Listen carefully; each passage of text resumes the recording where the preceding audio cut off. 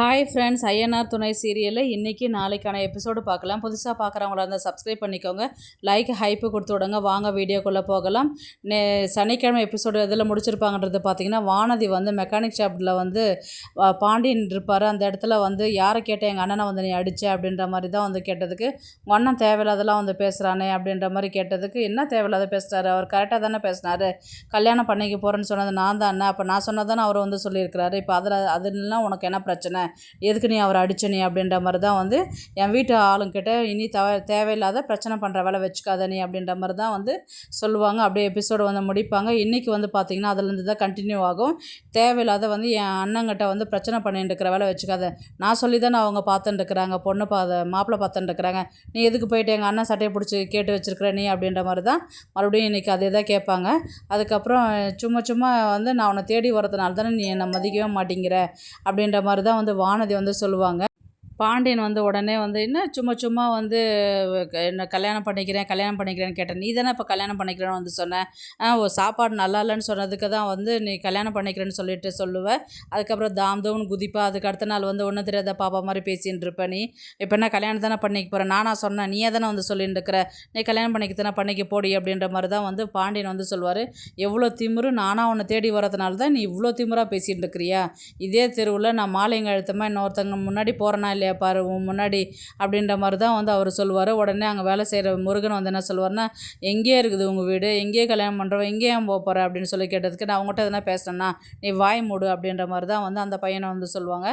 உடனே வந்து பாண்டியன் வந்து சும்மா இருடா நீ அப்படின்ற மாதிரி வந்து சொன்னதுக்கு, நீ சும்மா எக்குற, எத்தனை நாளைக்கு தான் நானும் பொறுத்துன்னு போகிறது, நீ கல்யாணம் பண்ணிக்கோ அப்படின்ற மாதிரி தான் வந்து சொல்லுவாங்க. இதுக்கப்புறம் நான் உனக்கு கால் பண்ண மாட்டேன், பேச மாட்டேன், போக மாட்டேன், வரமாட்டேன் அப்படின்ற மாதிரி பாண்டி வந்து கிளியராக தீர்த்து சொல்லுவாங்க. உன்னை போய் நான் தேடி வந்தேன் பாரு அப்படின்ற மாதிரி தான் வந்து இப்போ வானதி சொல்லிவிட்டு அங்கேருந்து கிளம்பி போவாங்க. அடுத்தது நிலாவை தான் காமிக்கிறாங்க. நிலா வந்து ப்ராஜெக்ட் ஒர்க் பண்ணியிருப்பாங்க இல்லையா, அதை வந்து அந்த மாடல் வந்து காமிக்கிறதுக்கு அந்த இவங்க தெரிஞ்ச அந்த வீடு கட்டி கொடுக்குறவங்க வீட்டுக்கு வந்து அவங்க எக்ஸ்பிளைன் பண்ணிட்டு இருப்பாங்க. எல்லாமே வந்து பார்த்திங்கன்னா பக்காவாக எக்ஸ்பிளைன் பண்ணி சொல்லுவாங்க. அதுக்கு அவங்க என்ன சொல்லுவாங்கன்னா, நாங்கள் எதிர்பார்த்ததை விட நீங்கள் ரொம்பவே கிளியராக எக்ஸ்பிளைன் பண்ணி சொல்கிறீங்க, ரொம்பவே ஐடியாவும் நல்லா இருக்குது, மாடலும் சூப்பராக இருக்குது, எங்களுக்கு இது ரொம்ப பிடிச்சிருக்கு அப்படின்ற மாதிரி தான் வந்து சொல்லிட்டு இருப்பாங்க. கூட சேரன் வந்து இவனெல்லாம் எக்ஸ்பிளைன் பண்ணுறதெல்லாம் வந்து பார்த்து ரொம்ப ஆச்சரியப்படுவார். பரவாயில்ல இவ்வளோ அழகாக சொல்லுது அப்படின்ற மாதிரி தான் வந்து அவரும் பார்த்துட்டுருப்பார். அதுக்கப்புறம் வந்து சேரன் வந்து சோழன் வெளியில் வெயிட் பண்ணிட்டுருப்பார். சேரன் வந்து சோழன்கிட்ட வந்து பேசும்போது, ஏன்னா நிலாவை தனியாக விட்டுட்டு வந்துட்டா, பயப்பட போகிறானா, நீ கொஞ்சம் கூட இருந்தால் அவளுக்கு தைரியமாக இருக்கும் இல்லையா அப்படின்ற மாதிரி தான் வந்து சோழன் வந்து சொல்லுவார். அதுக்கு சேரன் என்ன சொல்லுவார்னா, டேய் நானாவது அவளாவது பயப்படுறதாவது, அவ்வளோ அழகாக சூப்பராக சொல்லுதுடா, எனக்கே அந்த வீடு கட்டி நம்மளே அந்த வீட்டில் இருக்கலாம் போல இருக்குது, அவ்வளோ சூப்பராக சொல்லுது, அவ்வளோ அழகாக எக்ஸ்பிளைன் பண்ணுது, நான் கூட வீடு கட்டுறது வெறும் செங்கலும் சிமெண்ட்டும் மட்டும்தான் அப்படின்னு நினச்சிருந்தேன், ஆனால் அந்த வீட்டுக்கு எப்படி உயிர் கொடுக்கணும், அதுக்கு எப்படி நீ பேசுகிற விதமோ நடந்துக்கிற விதமோ அந்த சொல்கிற விதமும் வந்து அவ்வளோ அழகாக இருக்குது, அவ்வளோ சூப்பராக சொல்லுது, அவ்வளோ கிளியராக எக்ஸ்பிளைன் பண்ணுது, இப்போ நிலா வந்து பெரிய விஷயம், அவ்வளோ டேலண்ட் இருக்குது அந்த பொண்ணுக்கிட்ட அப்படின்ற மாதிரி தான் வந்து சேரன் வந்து சோழன்கிட்ட சொல்லும் போது, சோழன் வந்து என்ன சொல்லுவார்னா, அப்படி என்ன சொல்லுது அது அப்படின்னு, நிஜமாக தான்டா நிலாக்கிட்ட செம்ம டேலண்ட் இருக்குடா அப்படின்ற மாதிரி தான் வந்து அவர் சேரன் வந்து சொல்லின்னு இருப்பார்.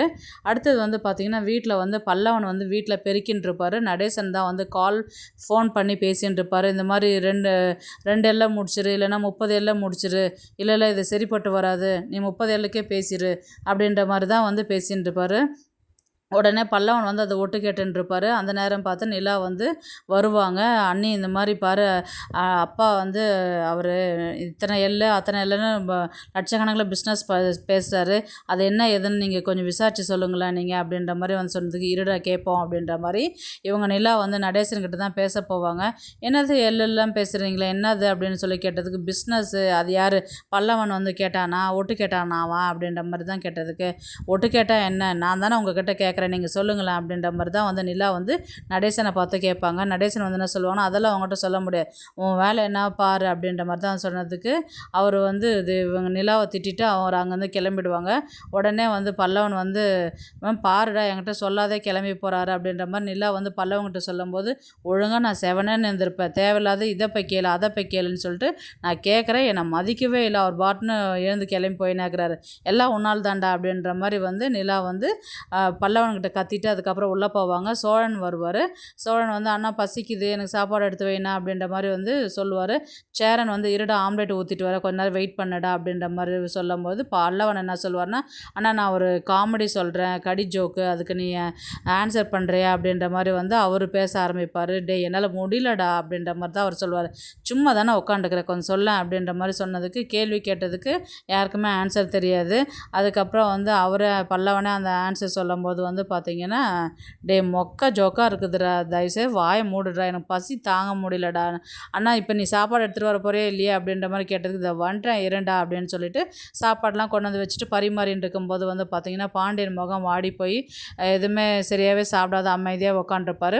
உடனே சேரன் தான் வந்து பாண்டியனை பார்த்து கேட்பார், என்னடா ஆச்சு, ஏன்டா உம்முன்னு இருக்கிற அப்படின்னு சொல்லி கேட்டதுக்கு, அதெல்லாம் ஒன்றும் இல்லைண்ணா அப்படின்ற மாதிரி சொன்னதுக்கு, ஒரு சோழன் தான் கேட்பார், ஏன்டா காலையில் சண்டை போட்டுச்சுன்னு சொன்னேன், வானதி பேசலையா, அதனால் மூஞ்சி தூக்கி வச்சுட்டுருக்கிறியா அப்படின்ற மாதிரி சோழன் வந்து கேட்டதுக்கு, அப்படிலாம் இல்லைடா அப்படின்னு சொல்லிட்டு சொன்னதுக்கு, கடைக்கு வருவா பேசுவான்னு சொல்லிட்டு சொன்னேன், வரலடா அப்படின்ற மாதிரி வந்து சொல்லுவேன். அப்புறம் ஏன்டா உம்முன்னு இருக்கிற, அப்புறம் நாளைக்கு இல்லை நாளைக்கு பேச போகிறா, அதுக்கு ஏன்டா உம்முன்னு இருக்கிற அப்படின்ற மாதிரி வந்து சொன்னதுக்கு, அதுக்கு இல்லை அவங்க அண்ணன் பேசுனது வந்து அவங்க அண்ணன் வந்து என்ன சொன்னார்னா, வானதிக்கு வேறு இடத்துல கல்யாணம் பண்ணி வைக்க போகிறேன்னு சொன்னாங்க அப்படின்னு சொல்லிட்டு இந்த விஷயத்த வந்து எல்லாருக்கு இதுலேயும் சொல்லுவார்.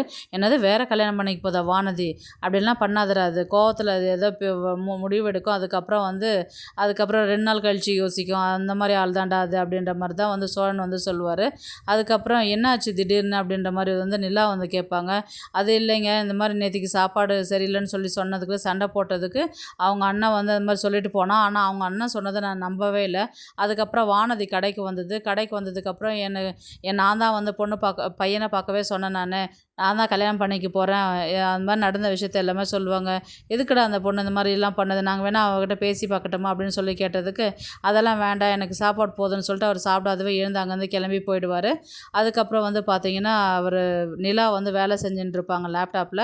அதுக்கப்புறம் சோழன் போய் பேசுவாங்க, என்னங்க பண்ணிட்டு இருக்கிறீங்க அப்படின்னு சொல்லி கேட்டதுக்கு, சும்மா தான் வேலை செஞ்சுட்டு இருக்கிறேன் அப்படின்னு சொல்லி சொன்னதுக்கு, அப்புறம் பாண்டியன் தனியாக இருப்பார். சரி வாங்க போய் பேசலாம் அப்படின்னு சொல்லிட்டு சோழனும் நிலாவும் வந்து பாண்டியன்கிட்ட வந்து பேச வருவாங்க. எதுக்குடா பாண்டி அதையே யோசிச்சுட்டு இருக்கிற, அவர் 2 நாள் கோவப்படுவா, அப்புறம் 3ஆம் நாள் அவளாக பேசுவா, இது தெரியாதா அவளை பற்றி உனக்கு, நீ ஏன் அதையே யோசிச்சுட்டு இருக்கிற, சரியாக கூட சாப்பிடவே இல்லை நீ அப்படின்ற மாதிரி சொன்னதுக்கு, இல்லை அவள் எப்போவுமே வந்து இத்தனை நாளாக வந்து கோவத்தில் பேசுவா போவா, ஆனால் இன்றைக்கி வந்து ரொம்பவே இதுவாக பேசியிருப்போனா, எனக்கு அதுதான் கொஞ்சம் மனசு கஷ்டமாக இருக்குது அப்படின்ற மாதிரி தான் வந்து பாண்டியன் வந்து சொல்லுவார். அதெல்லாம் ஒன்றும் யோசிக்காதரா, நாங்கள் வேணால் அவகிட்ட பேசி பார்க்கட்டுமா அப்படின்னு கேட்டதுக்கு, அப்பா தயவுசெய்து அவகிட்ட பேசிடாதரா, என்னால் சமாளிக்க முடியாது, நீ விடு, அப்படியே கொஞ்ச நாள் விஷயம் போட்டால் ஆற போட்டால் அதுக்கப்புறம் வந்து சரியாக போயிடும், அவளே பேசுவா, நீ எதுவும் தயவுசெய்து பேசிடாத அப்படின்ற மாதிரி தான் வந்து பாண்டியன் வந்து சொல்லுவார். அதுக்கப்புறம் வந்து பாண்டியன் அங்கேருந்து கிளம்பி போயிடும்போது சோழனும் நிலாவும் வந்து என்ன சொல்லுவாங்கன்னா, நம்ம இப்படியே விட்டால் வேலைக்கு ஆகாது, நம்ம வானதியை கூப்பிட்டு வர வச்சு பேசுவோம் அப்படின்ற மாதிரி தான் வந்து இவர் சோழனும் நிலாவும் சொல்லுவாங்க. சரிங்க அப்படின்ற மாதிரி தான் சொல்லும்போது இன்றைக்கான எபிசோடு வந்து முடிப்பாங்க. நாளைக்கு வந்து பார்த்திங்கன்னா, நாளைக்கு வந்து நிலாவை தான் கூப்பிட்டு வந்து அவங்க இந்த ப்ராஜெக்ட் ஒர்க் விஷயமா வந்து பேசுவாங்க. எங்களுக்கு இந்த ப்ராஜெக்ட் பிடிச்சிருக்குது, ரொம்பவே ஐடியாவும் நல்லா இருக்குது அப்படின்னு சொல்லிட்டு அட்வான்ஸ் பணம் மாதிரி கொடுத்துட்டு எனக்கு நீங்கள் ரெடி பண்ணி கொடுத்துருங்க அப்படின்ற மாதிரி வந்து அவங்க சொல்லுவாங்க.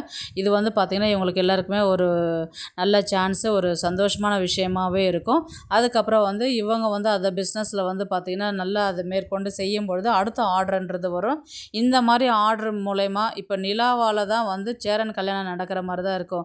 ஏன்னா வந்து இவங்க ப்ராஜெக்ட் விஷயம் மூலயமா அந்த ஒரு வேலை வந்து சக்ஸஸ் ஆனதுக்கப்புறம் அவங்க இன்னொருத்தங்கிட்ட சொல்லும்போது இவங்க கொஞ்சம் நல்லா பண்ணுறாங்க அப்படின்னு சொல்லி அது மூலயமா வந்து இவங்க அந்த பணத்தை சேர்த்து வச்சு அதை வந்து சேரன் கல்யாணத்துக்கு செலவு பண்ணுற மாதிரி தான் வந்து கதையை வந்து கூட்டிகிட்டு போவாங்க.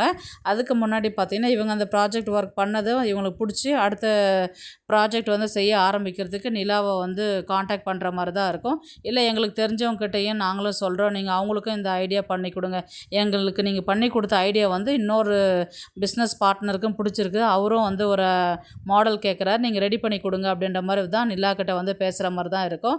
சரிங்க கண்டிப்பாக கொடுக்குறேன் அப்படின்ற மாதிரி சொல்லும் போது வந்து எல்லாருக்குமே வந்து சந்தோஷமாக ஆகிடும். ஏன்னா அடுத்தடுத்த விஷயம் அவங்களுக்கு நடக்கும்போது அது கண்டிப்பாக அவங்க லைஃப்பில் முன்னேறதுக்கான ஒரு வழி அப்படின்ற மாதிரி தான் வந்து கதையை கொண்டு போவாங்க.